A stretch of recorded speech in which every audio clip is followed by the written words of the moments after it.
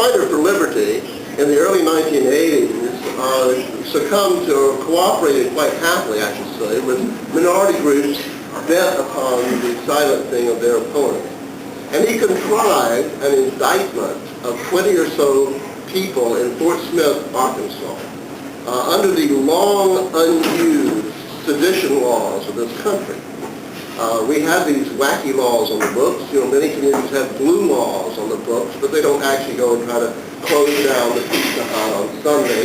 But these wacky old laws are on the books, and nobody has used the sedition law, to my knowledge, since Franklin Roosevelt tried it in the 1940s to silence his critics.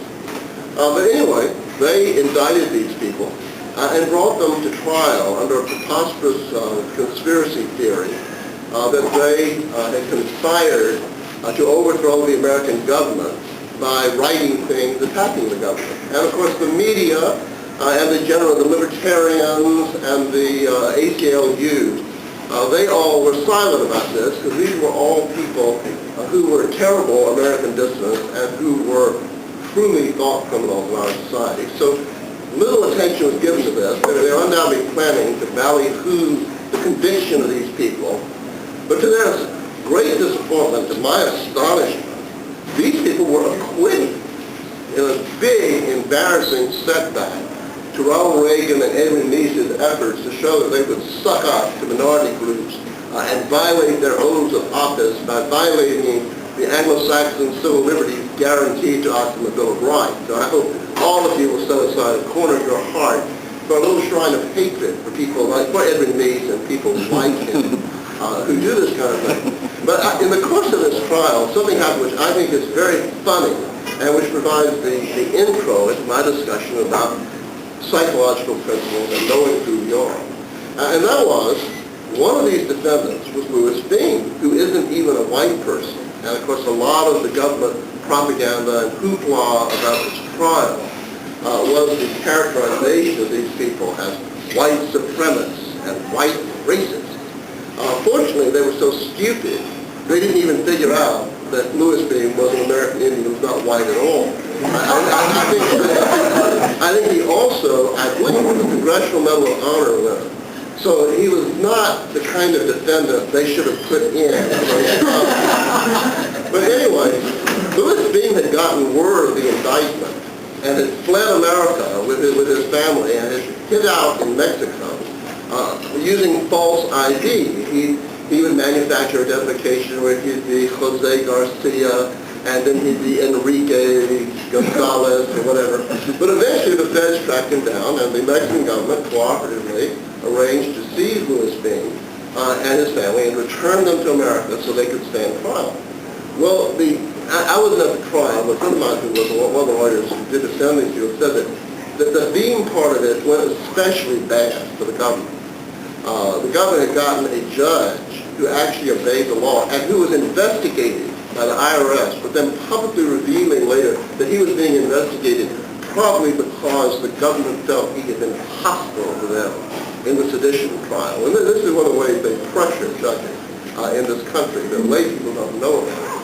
But anyway, they got a bad jury. They tried it in Fort Smith, Arkansas, which is a military base, so they could try to pack it with government people, and they thought they would be compliant with the prosecutor. But everything went badly for them. The whole case went awry. But anyway, but Beam was especially bad. And so Beam's lawyer put him up, and he testified in the defense part of the trial, and he testified very well. And the prosecutor tried to cross-examine him, and it didn't go anywhere. It just got worse and worse and worse. And it came out this guy was a decorated hero, and he wasn't even white, and on and on. So finally, the prosecution reached for what it thought would be the sure thing, and that was to show the jury that he had fled after the indictment and that he had lived under multiple aliases, pretending to be a Mexican, which he could do being an Indian very easily. So anyway, they whipped out all the identification that had been confiscated, and they had him admit, well, yes, this was what I had that said I was Enrique Gonzalez. And yes, this is the one where I was Jose Garcia. So the prosecution built out, and then they had this, the crowning question, and my fellow lawyer will know that often is when the worst thing possible happens in cross-examination. And they asked him, so well, tell me, Mr. Beam, if you're so innocent and such a nice guy, why were you Enrique Gonzalez and Jose Garcia and so on and so on and so on? Will you tell the jury why?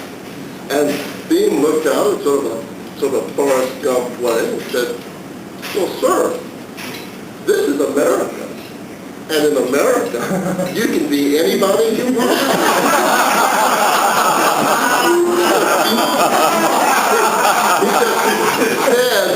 He said all the liberal goo-goo right back to them. And the jury thought it was funny. The jury all had a good hearty laugh. It did not go well at all. But while it was being said that, I'm sure he has more sense than to believe that you really can be anybody you want to. That's part of American goo-goo talk. You aren't anybody you want to be. You are somebody. And what you are is a very complicated set of things. The ancient Greeks, on their altar of Apollo at Delphi, had two principles which we often hear about. One of them was nothing in excess, moderation. The other was know who you are. It's often translated, know thyself. When I'm told by Greek scholars, it's actually better translated, know who you are. And knowing who you are is a much different thing than knowing yourself. Knowing who you are brings in all these objective things that are not part of the touchy-feely New Age thing of getting in touch with your feelings and all this sort of stuff. It means knowing who you are as a son, as a husband, as a father, what region you're from, what your ethnic background is, what your race is, what your economic life is. It's a very, very complicated thing, but it is very important to know who you are. I don't think, I'm out of touch now, being much older now than most people around me. I'm not as in touch as I was when I was young with what most people think. And what I'm going to say is probably not as true of young people as it was of my generation. But there's a real danger of becoming what your enemies say you are. Not only in terms of the eyes of the public when you're lied about, but in terms of your own internal perception. I've seen this in a lot of ways. I am now a very liberal, latitudinal, watered-down, generalized sort of Christian. When I came out, like Jared did, of a very intensely religious home of Presbyterians, descendants of Reformation martyrs, who are very, very intensely Presbyterian. Well, one of the odd beliefs of Presbyterianism, unlike other Christian denominations, is that having material wealth is actually a good sign. That it's a sign, an outward sign of God's inner grace. And this is really something which to me always made sense, because very often poverty is the result of character defects, of drug abuse, alcoholism, laziness, self-indulgence, and not always, but very often. And somebody that, especially in a country with a pretty good economy, a pretty free country like America, it doesn't speak well of somebody if they live their whole life and have nothing. It could be okay, maybe they're Mother Teresa and martyrs or something, but in general it doesn't. But Catholic propagandists have turned this around, that Presbyterians worship avarice, and they're avaricious. And Presbyterians, having heard this, often now sort of get together and they all giggle and laugh at, well, you know how we are, we're all misers and avaricious and stuff. I've seen also very clearly the same principle of becoming what your enemies say